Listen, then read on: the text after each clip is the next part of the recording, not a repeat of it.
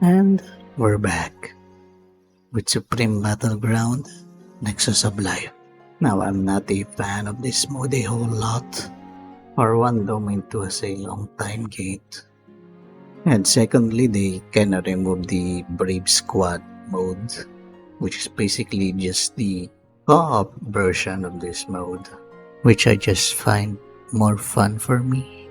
I can only assume that they made it, like so low because it also has some kind of rankings. And here are the buffs and debuffs, which I feel like it's very unit specific than the neural simulation. At least in terms of like being efficient on a run. I still think there's a whole lot more flexibility on the units that we can use on neural. Also, the bosses that we fight here on Supreme Battleground are kinda ancient, from version 1.0. But the teammate needs are far more specific than the neural simulation. But that's just me. I still think it would have been far better if it's like a boss raid mode. But I get it. We don't know how many players would really be interested in that. Like co-op will only work if there's other players, unless they add bots. But players aren't typically a fan of bots. So yeah. But let's start with the Mech boss. Against this boss, we have to sort of juggle our rotation and destroying the leg of this mech. The faster you're able to destroy the leg part, the faster you're able to continue the rotation. And honestly, that's pretty much it. Now, there is one thing that I kinda like about this mode, and that's where, the boss are very consistent with their attack patterns. Probably except this one because we destroy the leg part and it will be interrupted. And I don't meant it as making it easier, but it's more on making it more fair for all players. Like, let's make neural simulation as an example. Like, there are times that the boss has an extra invulnerable base, but on other runs it won't do it.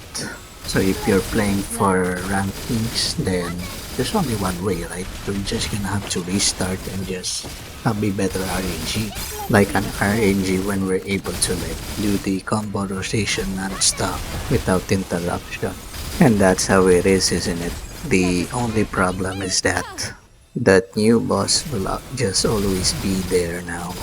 Like, I get it, they're trying to sell the new unit, but it's gonna get old per patch. Because what we're just basically doing is repeating the same RNG every time.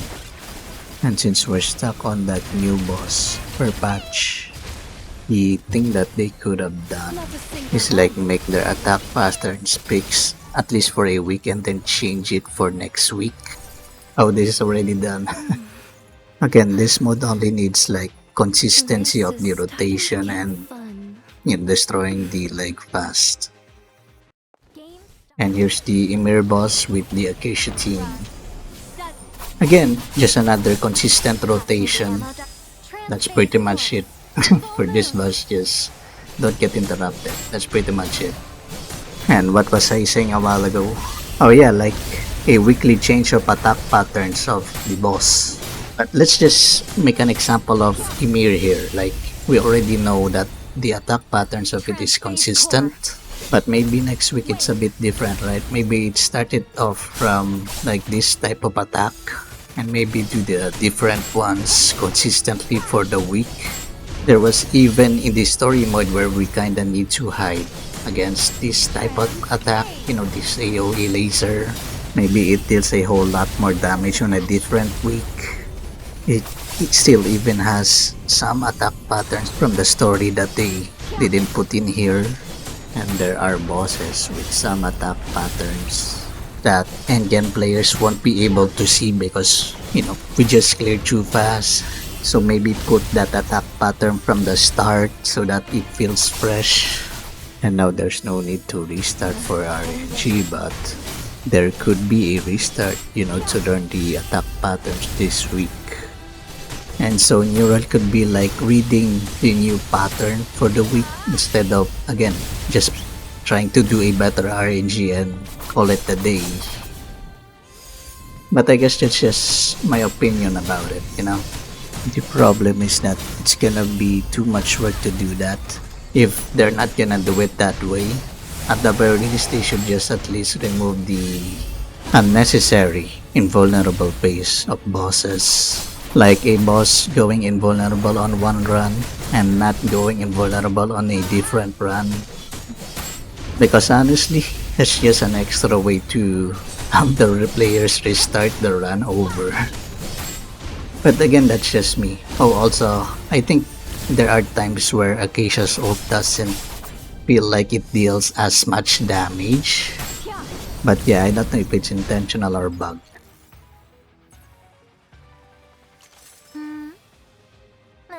Let's start around, darling. And here's the build used. Tier 2. And I still have attack and alignment, I guess, but I'm not sure, maybe attack crit damage could be better. We have tier 2 for Tess and the free logistics from before, then M3 and Aquila, tier 1, then free logistics as well, and M1, then the Acacia team, tier 1, attack alignment, and M1. Now there might be a possible problem in terms of farming the shards of the unit, because supposedly there's like 2 patch in between the major patch, but now there's like only 1 patch, which is this one, and the next one might be anniversary, and now we need to farm for like 4 units to M3 at the very least. And if we're adding Longyan, then that's gonna be 5. But that's about it.